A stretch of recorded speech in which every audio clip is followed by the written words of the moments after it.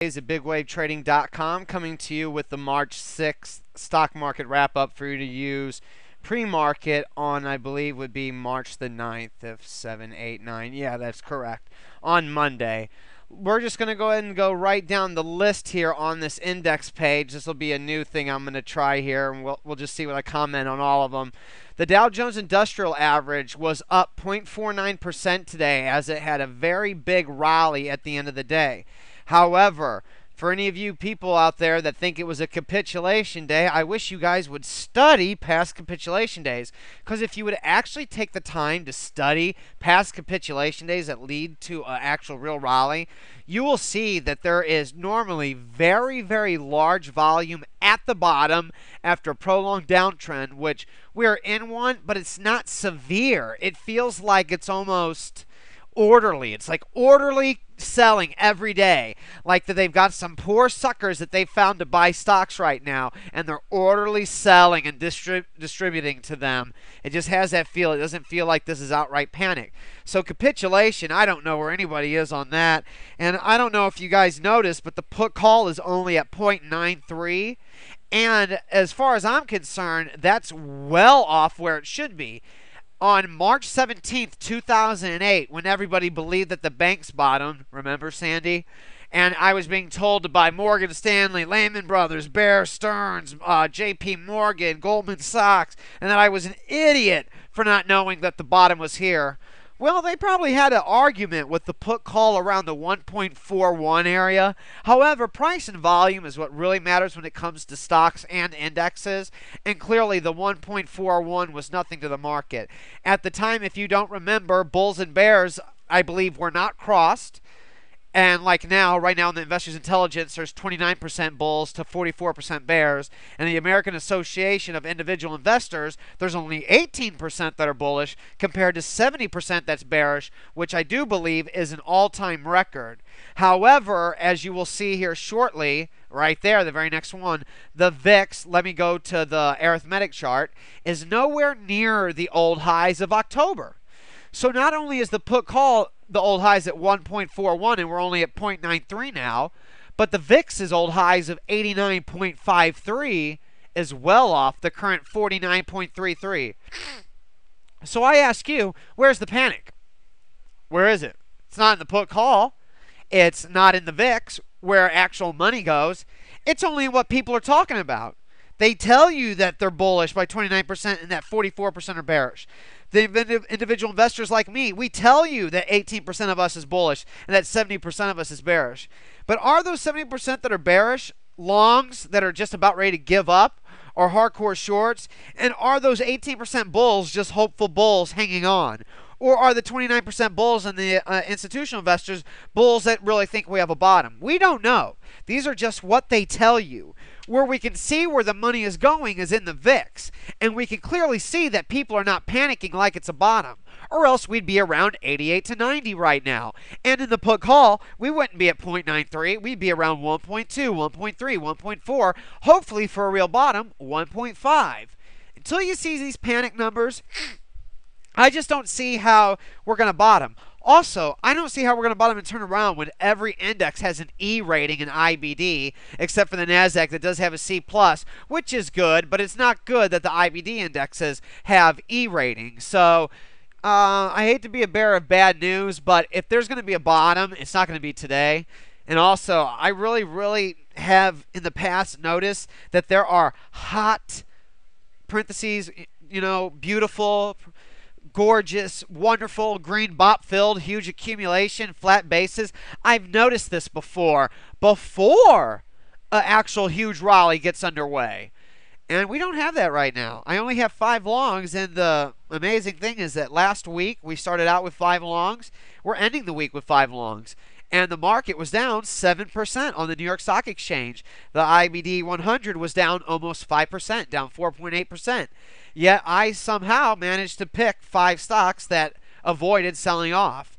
That not only is a victory in itself, but if you look on the market commentary and look at the shorts and the gains that we have received the past, I guess, full year now, since some of them like I'm going to go and show AMX because I got a 55% gain in that. I went short that stock around May, and we're in March. So in about 10 months to as little as 1, 2, 3, 2 months, 2, 3 months, 1 month on some of these that are up nicely, but only back as far out as 10 months. So the longest I've been holding any of these is 10 months. I know I keep repeating that. I apologize. But some of those gains include the 94% gain in CETV, the 64% in IPHCS, the 88% in CEDC, and the 47% gain in GTIV, the CYT gain of 79%, 63% gain in Research in Motion. Remember all you permabulls that thought Research in Motion weren't going to go down?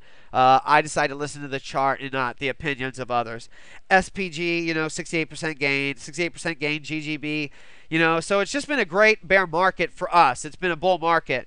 And right now, our few longs, the 5 of them, are holding in great. And hopefully, if the market does bounce, we can take some more of our profits in, like we're taking profits in some of our other big winners today, and we can even get more long. We'll see what happens. But one of our stocks that was up today that's now up 55% for us is ANCI. It's barely holding on. It's kissing the 50-day moving average over and over. And it even touched the 200-day moving average once. But here it is, just going nowhere. A weekly chart, as you can see, that is a very, very flat pattern. This is a weekly, and we have 1, 2, 3, 4, 5, 6, 7, 8, 9, 10, 11, 12, 13, 14, 15 weeks in a row of a flat base.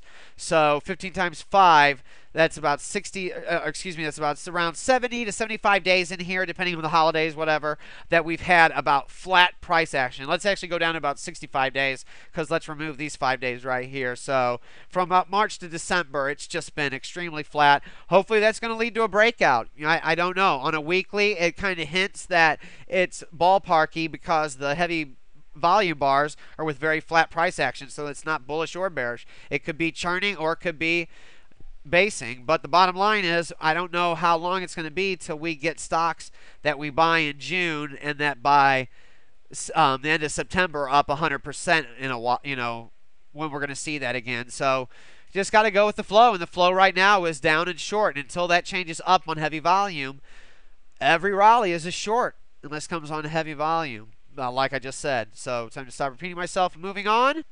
S&P 500 still ugly. Had a nice day reversing today, like I told you in the last hour. We had a nice reversal. Still, what's lower than the day before? Volume. So nothing great there, with only a 0.12% rise overall. Huge downtrend on all time frames. Short, sub-intermediate, intermediate, and long. So nothing's changed there. The dollar index was down 0.4% today, according to Telechart. Every data provider seems to be different due to the times the data comes in, but look what is on it. Once again, another bullish tail. It managed to hit 87.88 intraday before going all the way back up to close at 88.65. So that's very bullish action, I gotta admit, for the dollar. NASDAQ 100 had a rough day today. Technically, it's another distribution day. 0.91% down, higher volume. That's another distribution day for the index, and it's had quite a few if you look at the past month and a half. It's had actually too many. It's kind of sad. Going on, the next one up is the NASDAQ, and that shows, once again, another distribution day. It's down 0.44%. That's bigger than 0.25% down on heavier volume, making it a technical distribution day. However, the tail on it is very nice, so could be short-term support. Right now, overall, short-term, sub-intermediate term, intermediate term, and long-term, all trends are down. Russell 2000 had one of the worst days yesterday, down 6%. And actually, if we can go to the October highs of last year, the Russell 2000 is down 58.49% from the absolute highs on a closing basis.